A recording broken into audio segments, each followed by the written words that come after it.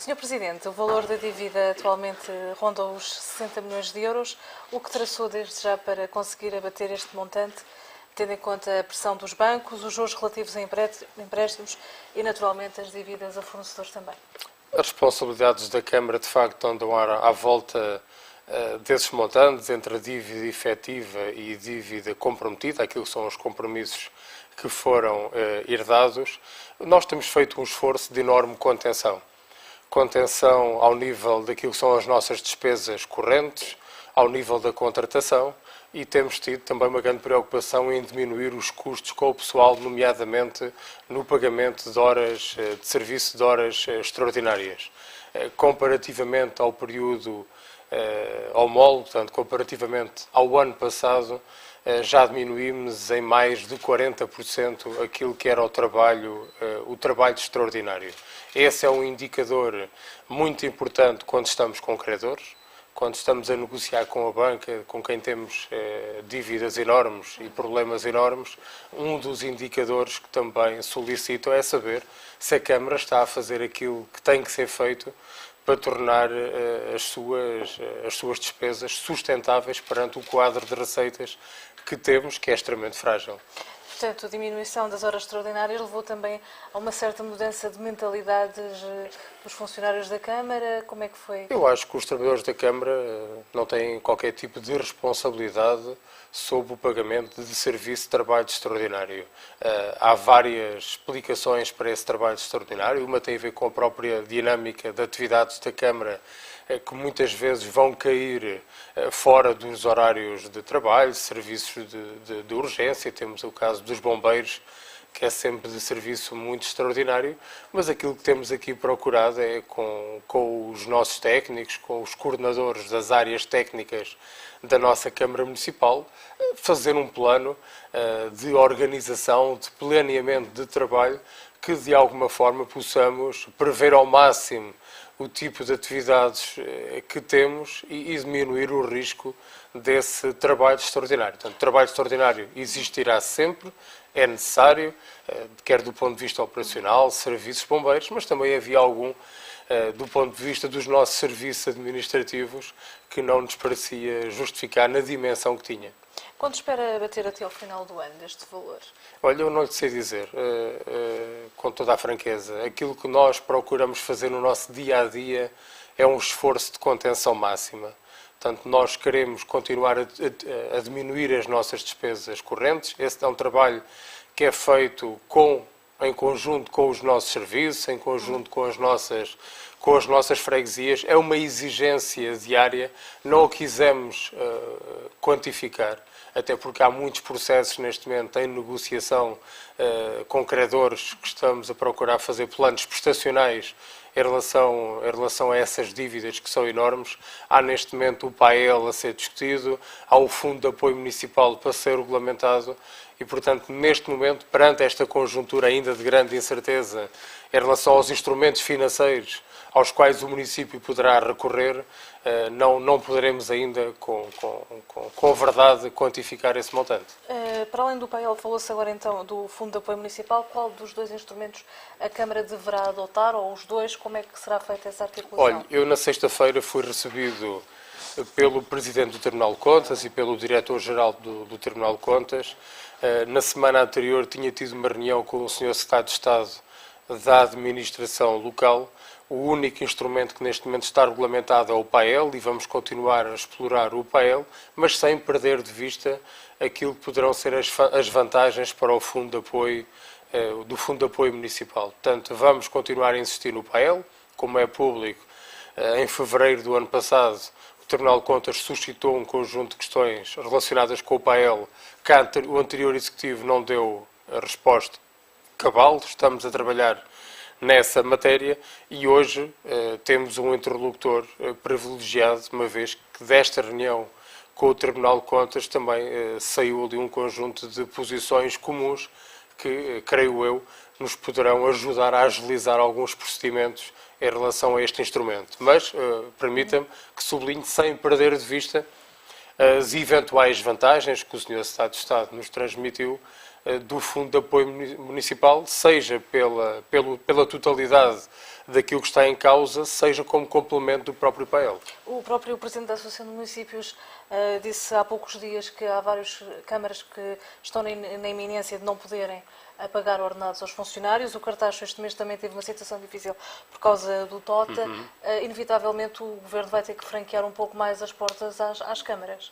Nós temos como obrigação procurar evitar situações de pânico, mas naturalmente estamos apreensivos e muito preocupados com os problemas financeiros que poderão colocar em causa, de facto, o pagamento de ordenados. Eu lembro, comecei este mandato, quando apresentei o orçamento, a dizer que essa era a nossa primeira prioridade, assegurar que todos os trabalhadores, que não têm qualquer tipo de responsabilidade ao ponto a que chegamos, de lhes assegurar os salários, assegurar às juntas de freguesia também o cumprimento dos acordos de execução e aos credores os nossos planos de pagamento. Agora, um facto é que a situação neste momento é bastante preocupante. Como é que está neste momento a questão, quer com o TOTA, quer também com o BPI, no sentido do pagamento dos juros? Eu não queria limitar-me a essas entidades. Existem problemas desde com os nossos principais prestadores de serviço, porque as dívidas são muito grandes. Há pouco a pergunta anterior, se eu achava que o Governo devia ter uma atenção. Bom, nós achamos que o Governo deve, de facto, procurar aqui agilizar procedimentos, mas nunca devemos perder de vista aquilo que são as nossas responsabilidades. E a nossa responsabilidade hoje na Câmara Municipal é torná-la sustentável, é uma gestão mais racional, uma gestão mais eficiente de meios e de recursos para prestarmos um bom serviço aos nossos cidadãos, às nossas empresas, às nossas instituições. E para isso temos que recorrer aqui a um esforço que seja comum.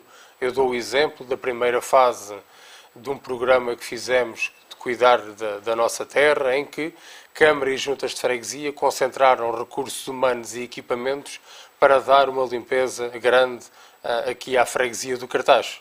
Este programa irá estender-se por todas as outras freguesias e ainda este mês irá ter uma segunda fase no Cartaxo. E, portanto, vamos ter que ser criativos, rentabilizar melhor os recursos que temos, sejam os da Câmara, sejam os das Juntas de Freguesia, ao serviço da limpeza urbana, de cuidarmos dos espaços verdes, daquelas coisas que também têm a ver com a qualidade de vida dos nossos concidadãos.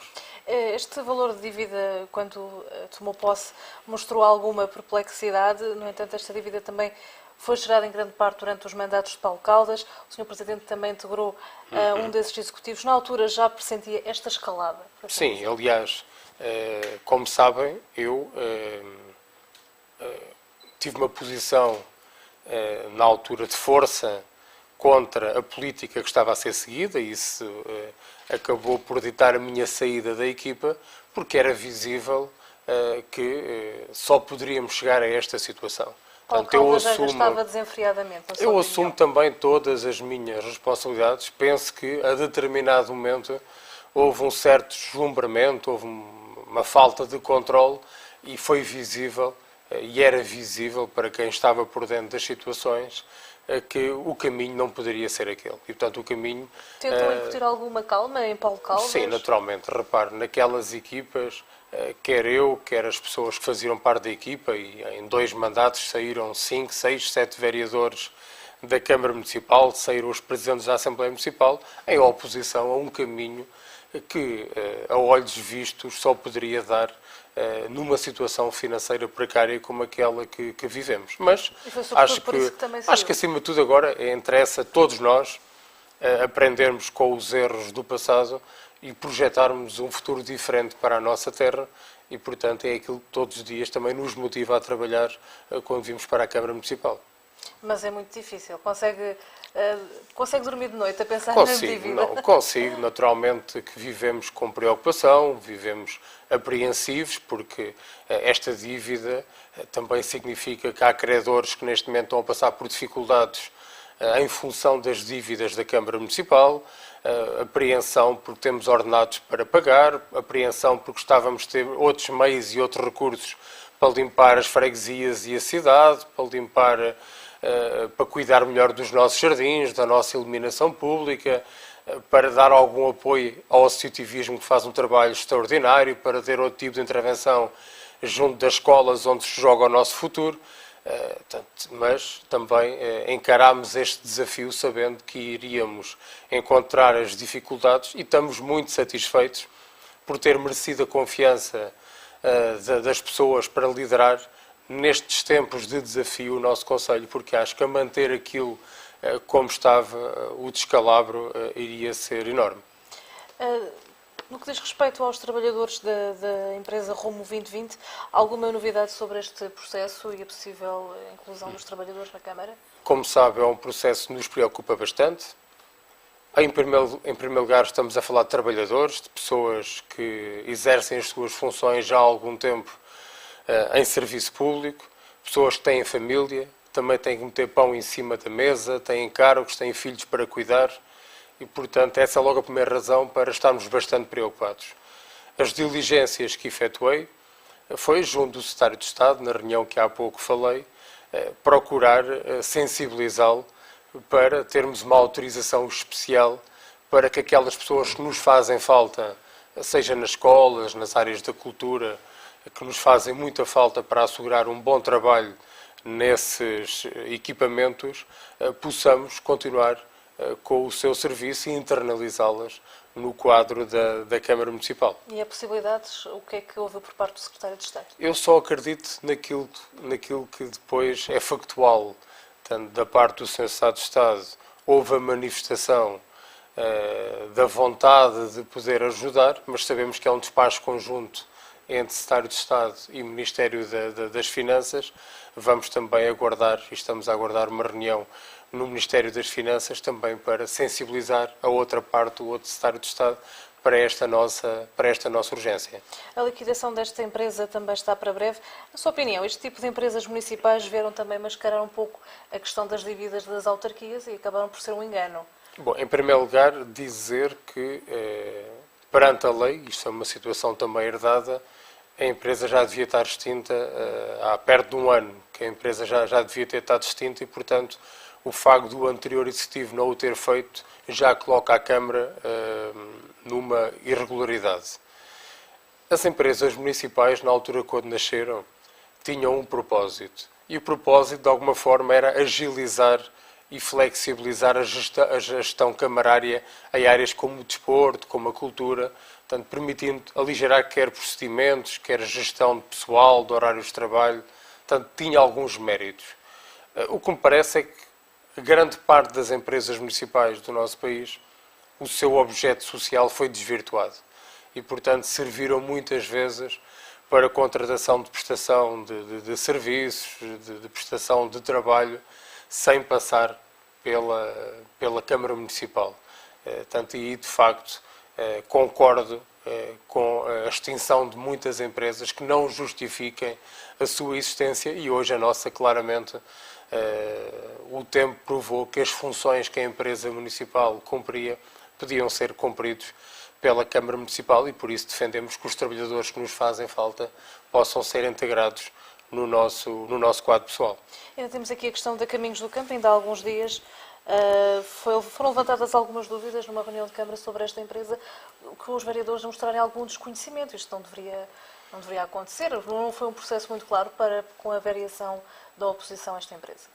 A Caminhos do Campo tem sido uma desagradável surpresa para todos aqueles que têm estudado a sua atividade. Portanto, a Caminhos do Campo era uma empresa participada também e com relações com a RUM. Uma boa parte dos sócios neste momento estão em insolvência e, portanto, diria que até ao desfecho final não queria reservar algumas opiniões. Mas tem acionistas privados? São acionistas privados, a caminhos do campo, mas sobre essa matéria, enquanto o dossiê não tiver, manda a prudência, se me permite, não me estender muito em relação à vida da Caminhos do Campo. Mas também foi uma das empresas que contribuiu para o descalabro das empresas municipais. Olha, eu vou-te ser sincero, acho que temos que perceber muito bem todos os contornos da Caminhos do Campo antes depois de poder dar uma opinião pública em relação a essa matéria. Portanto, é algo que estamos a trabalhar, algo que está a ser neste momento analisado, mas quando tivermos um relatório final com toda a dimensão de problemas que a caminhos do campo acarreta e todas as responsabilidades que poderá daí advir para o município. Houve favorecimento por parte do anterior mandato a esta empresa? Eu não queria fazer esse tipo de considerações. Como lhe disse, a minha posição em relação a essa matéria é de grande prudência, aguardando as conclusões do grupo de trabalho que formámos, nomeadamente com o nosso gabinete jurídico, para estudar essa situação, e quando tivermos conclusões, terei todo o gosto em apreciar esse relatório e comentá-lo convosco. Quanto às dívidas, falando ainda da questão da dívida, o desenvolvimento do cartaz poderá estar comprometido nos próximos anos, pois será mais difícil também recorrer ao crédito. O seu mandato, possivelmente para já, servirá um pouco mais para pagar dívidas. Este mandato tem que cumprir alguns objetivos. Em primeiro lugar, restaurar a credibilidade perdida da Câmara Municipal do Cartaz. É público para toda a gente que hoje a Câmara do Cartaz é vista como um mau pagador e por isso também transporta o nome de todos os municípios, todos aqueles que aqui trabalham e investem de uma forma negativa, e temos que, portanto, restaurar essa credibilidade e tornar esta Câmara, do ponto de vista financeiro, sustentável. O segundo objetivo, que é muito importante para nós, é, com os meios que temos, mobilizá-los para cuidar das nossas freguesias e principalmente aqui da sede do Conselho, porventura é aquela que está em pior situação, ao nível, como há pouco falava, de higiene e limpeza urbana, ao nível da manutenção de espaços verdes, de percursos pedonais, dos nossos arruamentos urbanos, das nossas estradas. Portanto, há muito para fazer em relação a essa matéria. Um terceiro objetivo é que neste mandato consigamos rever o PDM. É inconcebível, há os anos que se arrasta, a última versão do PDM é de 98, passaram 16 anos e tudo mudou à nossa volta, novas infraestruturas surgiram e, de facto, não temos um PDM aprovado e tem sido um forte constrangimento até ao desenvolvimento económico e naquilo que o desenvolvimento económico significa para as pessoas. Portanto, o desenvolvimento económico significa mais emprego, mais investimento para a nossa terra, novas dinâmicas que o nosso comércio também pode usufruir. Portanto, naturalmente que há mais objetivos para este mandato, mas estes três, assim à cabeça, permitiriam fazer um balanço positivo daquilo que eram estes 4 anos, que de facto são anos extremamente difíceis para novos investimentos, mas há pequenas coisas que têm uma grande importância na qualidade de vida das pessoas. No dossiê da Cartago, o Sr. Presidente tem-se reunido sucessivamente com a administração da empresa. O que é que espera que a Cartago faça? Que baixe o preço da água? O processo da Cartago é um processo muito complexo e que no ano passado foi muito agravado pelo anterior Presidente da Câmara. Foi assinado um contrato adicional que foi escondido às pessoas, que iria trazer um agravamento de 34% nos tarifários para os próximos 6 anos. O que é que isto significa? Significa que houve um contrato adicional que foi proposto e aprovado em Câmara e Assembleia Municipal, com uma cláusula, eu vou-lhe chamar escondida, porque ela não foi transparente, não foi aquilo que eu acho que é normal, é que um Presidente da Câmara, quando está a fazer a apresentação de um contrato adicional, não esconda que ia haver um aumento brutal no tarifário. E esse aumento era de 5% ao ano nos próximos 6 anos, mas de forma cumulativa, se fizermos a diferença entre o primeiro ano e o último ano, a diferença são 34%. E isto foi escondido num anexo 4 de um contrato adicional e nunca houve a transparência de dizer abertamente que aquilo iria produzir esse efeito. E o segundo problema é que isso não foi obra do acaso. Estávamos em ano de eleições autárquicas e, portanto, ainda houve a desfaçatez do aumento não ter começado no ano anterior, mas neste ano, portanto, no ano seguinte. Portanto, e depois também é muito estranho neste processo que os serviços municipais tenham sido afastados deles. Ou seja, para melhor compreendermos, a Cartago invoca que teria que haver uma cláusula de reequilíbrio financeiro no contrato. O que é que isto significa? Entre aquilo que eram as expectativas do caderno de encargos. E as expectativas era de uma projeção demográfica para o cartaz, que o cartaz em 30, 35 anos praticamente duplicava a sua população. E dizia ao caderno de encargos que a taxa de rentabilidade desse contrato seria perto de 12%. Como as projeções demográficas não se verificam e em tempo de crise os caudais de consumo diminuem, a Cartago, à luz da lei, pode invocar o pedido de uma cláusula de reequilíbrio financeiro. O que não é normal é a Câmara recebe uma proposta da Cartago a dizer que é X%, neste caso os 30%, e a Câmara aceitar de mão beijada, sem qualquer estudo técnico, sem qualquer parecer técnico, sem qualquer envolvimento dos nossos serviços a pedir um parecer, a Câmara de mão beijada aceita essa cláusula. E, portanto, as questões que ficam é a troco de quê? É que o Presidente da altura, Paulo Varanda, aceita de mão beijada, sem qualquer tipo de parecer técnico, um aumento brutal de 34%. Mas houve um parecer da ERSAR, ou ainda não? Não, perdão. A ERSAR pronuncia sobre matéria diferente. O que a ERSAR diz, já tive uma reunião com o Sr. Vice-Presidente da ERSAR, o que a ERSAR diz é os nossos pareceres sobre os processos de concessão, a partir do momento que há um acordo entre ambas as partes, partimos do princípio que houve a verificação de todos os fatores de todas as partes. A ERSAR só vai ver se a fórmula, perante os parâmetros que houve acordo entre partes, se estão corretos ou não. Portanto, isto foi-me explicado pelo Vice-Presidente da ERSAR, da entidade reguladora para esta área das águas, e disse-me que a qualquer momento poderão reapreciar esse parecer, assim haja evolução, por exemplo, contestação da nossa parte em relação aos valores em causa. Portanto, aquilo que são as interrogações nossas e toda a gente é, em primeiro lugar, a troco de que é que a Câmara aceita um aumento brutal de água, que o Presidente de Câmara, Paulo Varanda, aceitou este aumento brutal de água, porque é que o escondeu dos cartacheiros, porque é que nunca, em nenhuma intervenção pública, na apresentação do contrato adicional, falou sobre esta matéria, porque é que se recusou responder a uma pergunta de uma deputada do Bloco de Esquerda, que em Assembleia Municipal perguntou se tinha implicações no aumento do tarifário e Paulo Varanda recusou-se a responder e, portanto, neste processo de Cartágua, a pergunta é a troco de quê é que Paulo Varanda escondeu dos cartacheiros, escondeu inclusivamente dos autarcas, este aumento brutal. Dirá sempre, mas estava no contrato. Mas eu acho que manda à transparência que quando se está a apresentar esta matéria, quando se está a apresentar uma matéria, porventura, o mais importante processo que existe para o município do Cartaz, ninguém pode esconder dos cartacheiros um aumento acima dos 30%. Se porventura a empresa condescender em baixar o preço da água, possivelmente também vai querer pagar menos rendas à Câmara e a Câmara também precisa desse dinheiro. Mas permita que me diga o seguinte, esse é o grande problema, é que nos contratos adicionais a Câmara diminuiu em rendas cerca de 8, 9, é a nossa estimativa, a Câmara perde em rendas 8, 9 milhões de euros. A Câmara perde 100 mil metros cúbicos de água que tinha de plafond para seu uso. E, portanto, e também é bom que se diga o seguinte, nas sucessivas reuniões que temos tido com a Cartágua mostrou grande disponibilidade para negociar.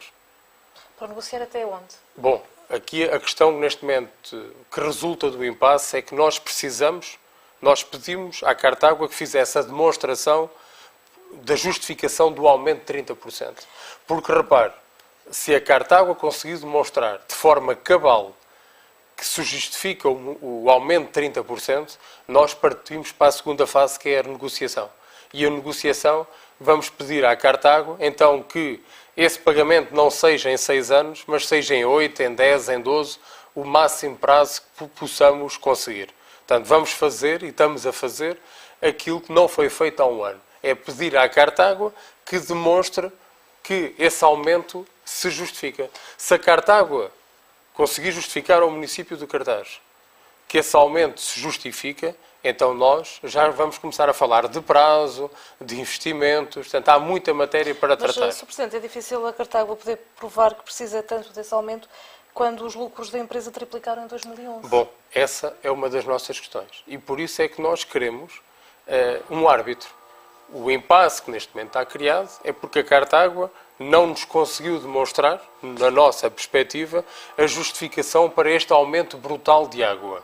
E aquilo que nós dissemos, bom, então, se existem aqui pontos de vista diferentes, vamos recorrer às entidades. E, portanto, quer ao Tribunal Administrativo e Fiscal de Leiria, vamos fazer uma participação para que o próprio Tribunal possa aferir todo o processo do ponto de vista administrativo e até na sexta-feira, na reunião que tive no Tribunal de Contas, transmiti isso ao Sr. Presidente do Tribunal de Contas, que demonstraram naturalmente total disponibilidade para analisar o processo. Vamos querer uma auditoria do Tribunal de Contas para verificar então até que ponto nos assiste razão. Muito bem. Em parte também acompanhou, enquanto vereador do anterior Presidente Paulo Caldas, este processo da privatização da água. Foi dos que aconselhou o caminho da Cartágua ou o Sr. Presidente achava que se calhar era melhor a solução Águas do Ribatejo? Já foi na minha fase final de mandato. Aliás, eu tinha vindo de 3 meses de baixa médica, tinha tido um problema de saúde e na altura tinha vindo 3 meses de baixa médica e logo quando vim de baixa médica o assunto foi a reunião de Câmara. Lembro-me na altura que o Dr. Paulo Caldas encomendou um estudo onde analisava as várias perspectivas e esse estudo apontava que o melhor modelo seria o modelo da concessão. E, portanto, na altura, aprovei o modelo da concessão com uma declaração de voto onde coloquei estas reservas que eu estou a falar.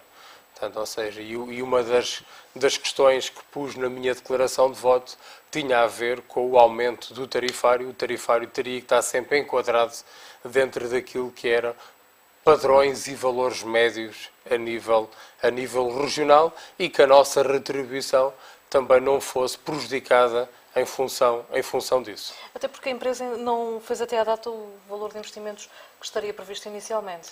Sim, também é verdade. Também é outra das questões. Também é verdade e eu aqui gosto de distinguir as duas questões. À empresa também foi pedido tudo numa fase inicial e também é justo dizê-lo. À empresa foi pedido numa fase inicial 45% de rendas para um contrato a 35 anos. Portanto, nos 4 primeiros anos a empresa foi subcarregada com um esforço financeiro porque teve que entregar à Câmara 45% das receitas e, ao mesmo tempo, na fase inicial de arranque da concessão, também lhes foi pedido uma boa parte dos investimentos. E, portanto, também temos que ter essa noção.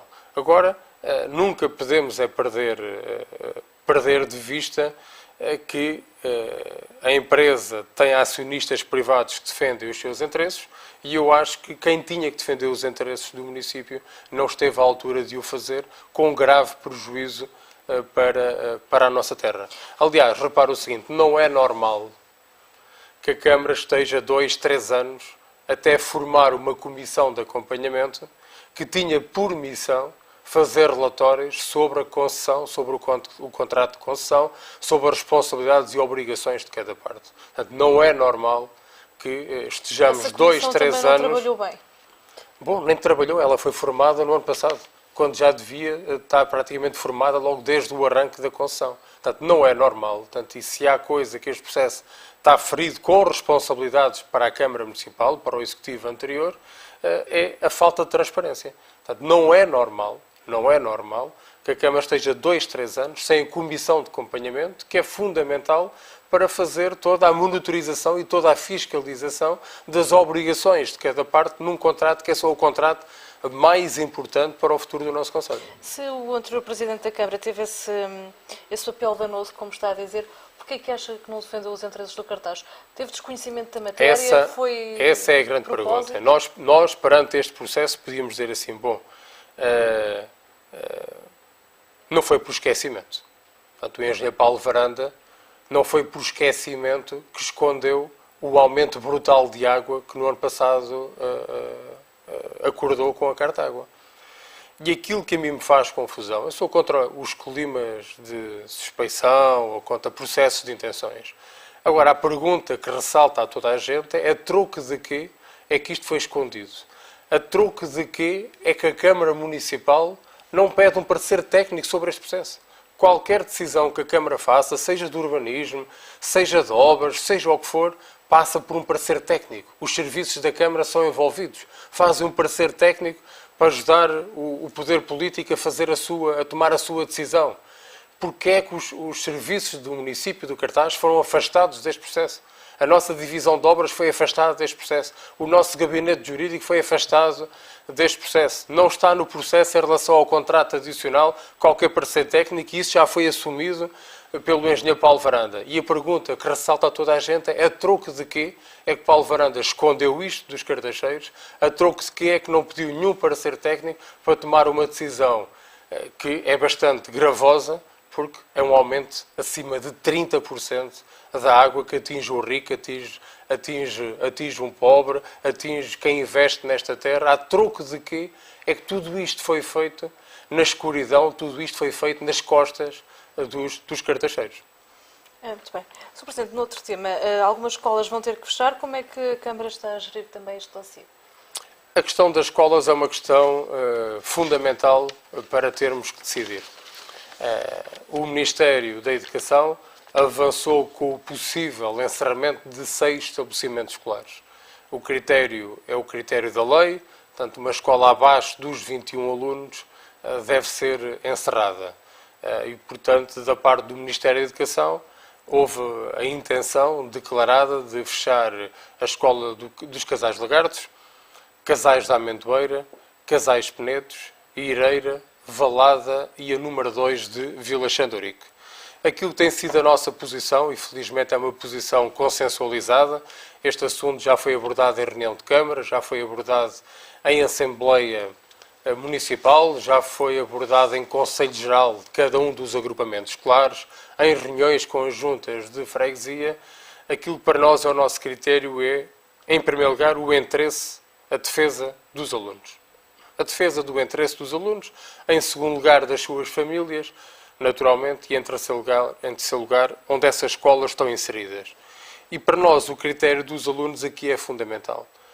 Acho que hoje é consensual para toda a gente que uma escola com 10 ou 11 alunos, onde convivam 4 anos de escolaridade, ou seja, uma turma apenas com alunos do primeiro ou quarto ano, prejudica o desenvolvimento normal das capacidades e das competências desses alunos.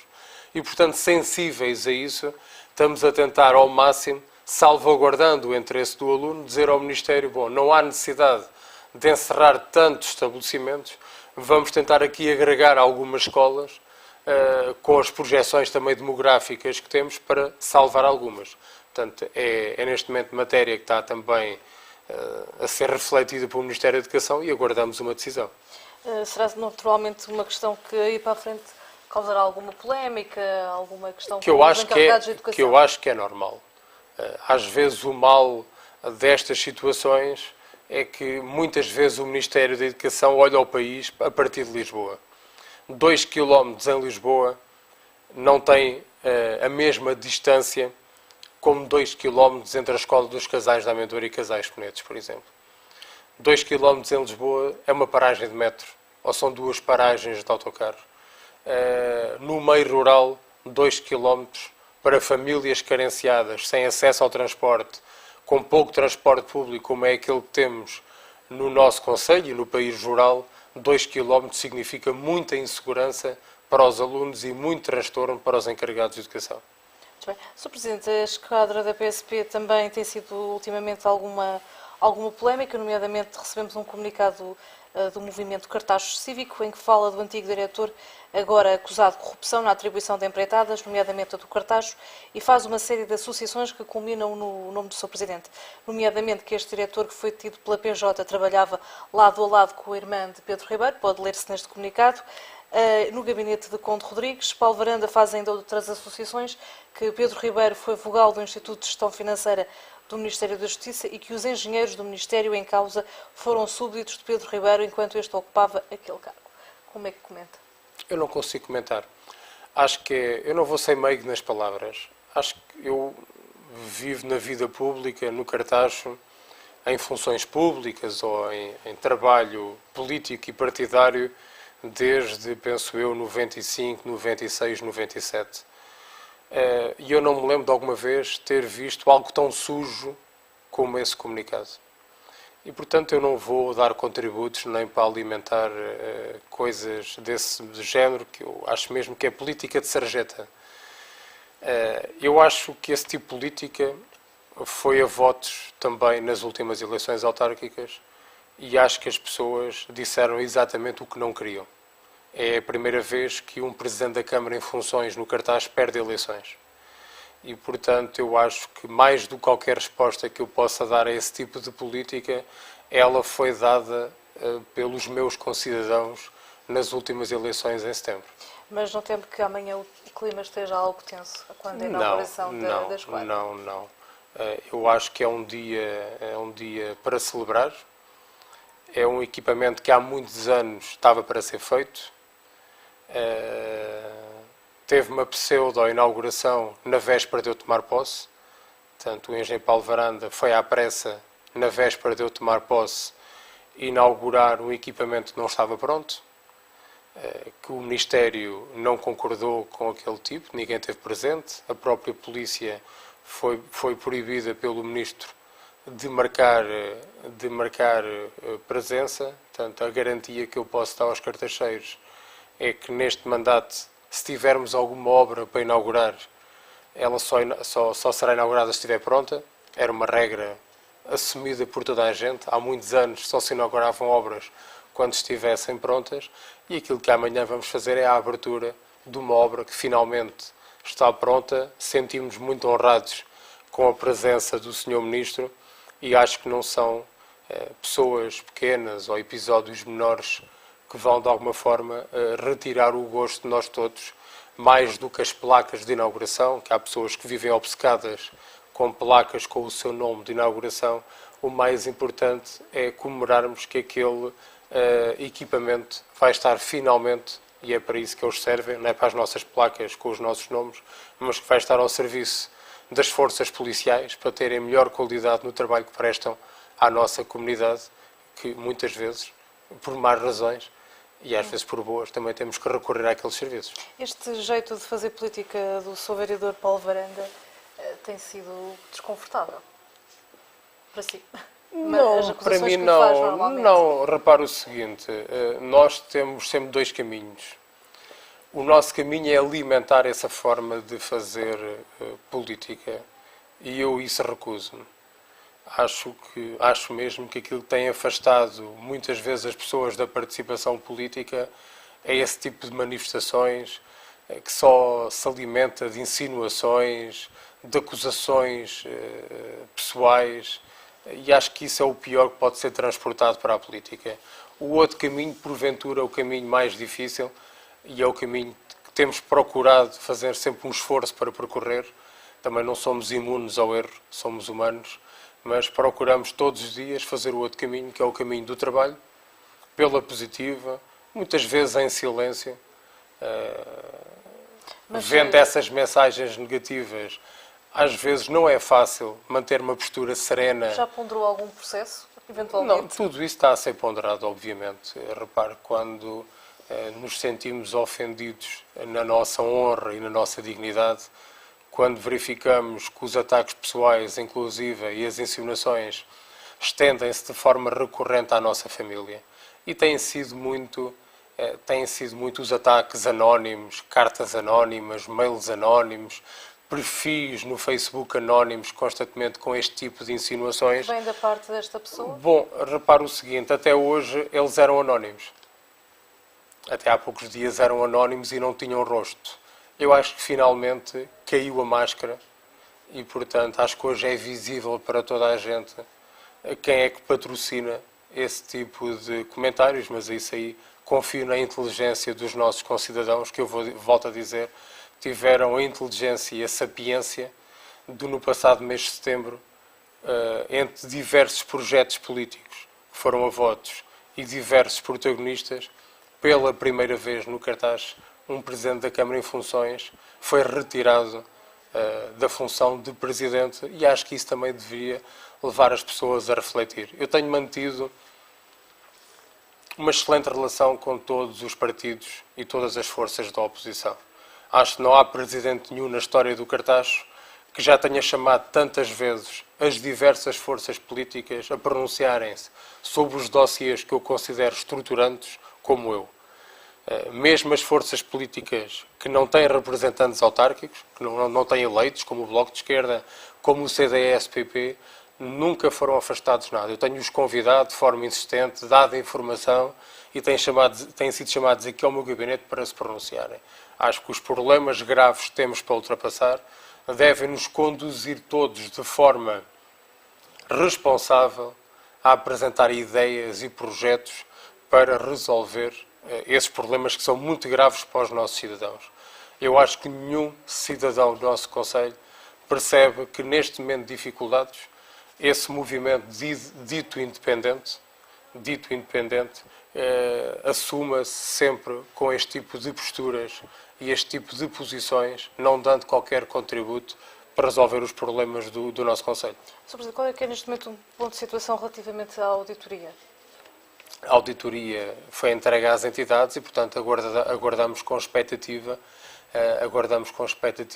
que se possam pronunciar para vermos como é que vamos trabalhar com essas entidades. Neste momento aguardamos também a sua pronúncia.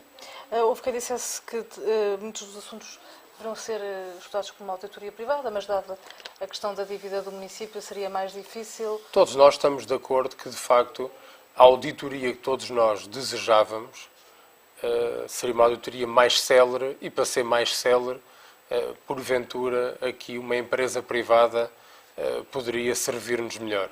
Mas também foi consensualizado entre toda a gente que a Câmara Municipal, neste momento, não dispõe de recursos financeiros para recorrer a uma entidade externa privada e, portanto, temos boas entidades públicas e temos de ter confiança no seu trabalho. Para quando é que, alguma previsão de quando é que a auditoria estará pronta? Não sei, portanto, agora neste momento é algo que não depende de nós. Nós fizemos o que nos competia, que era informar das nossas intenções e dos nossos dossiês a auditar, e agora aguardamos naturalmente o feedback dessas instituições para vermos como é que eles querem programar as suas ações. Logo no início das suas funções falou connosco acerca da Carta do Investidor e do Valley Park. Qual é que é neste momento? A Carta do Investidor é algo que neste momento está a ser trabalhado para a nossa área de desenvolvimento económico e de empreendedorismo.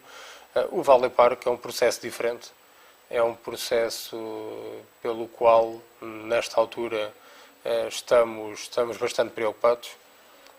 Há situações vindas do passado que condicionaram fortemente este processo, mas penso que se calhar nas próximas 2, 3 semanas, um mês, vamos ter novidades públicas sobre o mesmo. Nomeadamente... Eu não queria adiantar muito, que é matéria neste momento muito delicada, que está a ser tratada pelos acionistas e, portanto, eu acho que daqui a um mês poderemos ter publicamente novidades em relação à vida dessa empresa. Também relativamente a dívidas, não é? Há um conjunto de condicionantes. Eu não queria estar aqui a especificar. Eu penso que, sensivelmente, um mês poderemos tornar público algumas decisões dos acionistas em relação à empresa. Gostaria também que nos desse o ponto de situação relativamente ao projeto Valada 21, que também foi alvo desta auditoria. Qual é que é o ponto de situação? O projeto Valada 21 foi sempre uma incógnita para toda a gente, porque era algo que se falava muito e que se viu sempre muito e se viu sempre muito pouco. Eu, mais do que falar em nomes bonitos e em grandes pacotes, dizer que para Valada o que nós queremos, e já tivemos reuniões com a CCDR, tanto com a Comissão de Coordenação e Desenvolvimento Regional, as nossas conversas têm passado por, no âmbito da revisão de PDM, procurar soluções para que investidores, casais, jovens, possam enraizar-se e fixar-se em Valada. Como é uma zona de cheias, tem tido muitos constrangimentos. A freguesia de Valada foi aquela que nos últimos 20, 30 anos tem vindo a perder muita população e, portanto, sendo, porventura, até do ponto de vista turístico, dos seus recursos naturais, a freguesia pode ser aqui o cartão de visita do nosso Conselho, estamos muito empenhados, mais do que os grandes chavões do Valada 21, não. Estamos muito preocupados em questões concretas, procurar resolvê-las, licenciar a Fluvina, regulamentá-la, licenciar as instalações que estão à zona à beira-tejo, as antigas instalações da hidráulica, estamos em processo de negociação com o Ministério do Ambiente para que elas possam passar para usufruto municipal. Estamos a investir, não dinheiro que não temos, mas os nossos recursos para organizar um festival de música, para ajudar a organizar um festival de música em Valada que atraia mais públicos, dinamizar atividades naquela freguesia. Mais do que grandes chavões, estamos muito preocupados em resolver problemas concretos daquela freguesia. Não há dinheiro para um projeto maior, não é? Exatamente. E acho que as pessoas mais hoje em dia, nós sabemos que toda a gente gosta de fazer um PowerPoint muito bonito, encomenda-se aí uma empresa gráfica e faz-se um pacote muito bonito, e fizeram-se muitos no cartaz, a Valada 21, a Escola Superior de Negócios, a Cidade do Conhecimento, tudo maquetes muito bonitas, grande espetáculo, PowerPoints fabulosos que depois deram em nada. E na altura já pressentia que não iam dar em nada? Bom, alguns já não são do meu tempo, que entretanto saí, mas todos nós queríamos que eles dessem em muita coisa. Infelizmente, hoje constatamos que não deram em nada. Foram apresentações muito bonitas, criaram-se muitas expectativas e depois não se concretizou nada. E, portanto, mais do que grandes PowerPoints, grandes painéis gráficos, a nossa preocupação tem que estar muito focada em resolver problemas concretos que as pessoas têm no seu dia-a-dia. Por isso é que eu lhe digo, grande parte das minhas preocupações tem a ver com encontrar recursos para a limpeza, para tratar da pintura de passadeiras, que isso significa segurança, para que os nossos jardins possam estar em condições das pessoas usufruí-los, para que o nosso cemitério possa ter condições mais dignas para quem ali se desloca, para todos nós que um dia lá iremos parar. São coisas concretas. São coisas concretas e, dada a falta de dinheiro, são coisas quase de um presidente de junta. Não há capacidade de sonhar muito mais, não é? Não são coisas menos dignas. Sim, Ou seja, são coisas que são muito importantes para a qualidade de vida dos nossos municípios. E acho que se há alguma coisa que temos que aprender com os erros do passado, é que a nossa gestão tem que ser feita com os pés bem assentes na terra, e termos a noção dos problemas que temos à frente. Portanto, não fazer falsas promessas, não vender ilusões às pessoas, mas tratar daquilo que eu acho que é o mais importante para elas neste momento. As preocupações que nos chegam aqui têm a ver muito com o emprego, e por isso as questões do Vale Parque, do Casal Branco, são questões que nos preocupam. Por isso a Carta do Investidor, para tentar atrair empresas para o nosso concelho, é algo que nos preocupa muito. E depois os outros problemas... Como é que conseguir fazer isso quando tem que ter os impostos nós mais caros? Nós não temos varinhas mágicas, de facto. Também acho que as questões da taxa de derrama não são decisivas para a fixação de empresas. As zonas que mais fixam empresas são zonas que normalmente estão perto das infraestruturas de internacionalização, e o cartaz também tem aí vantagens. O cartaz tem 2 saídas para a autoestrada, que servem 2 zonas ou 3 empresariais, se considerarmos também a da Lapa. O cartaz tem 3 saídas de caminho de ferro.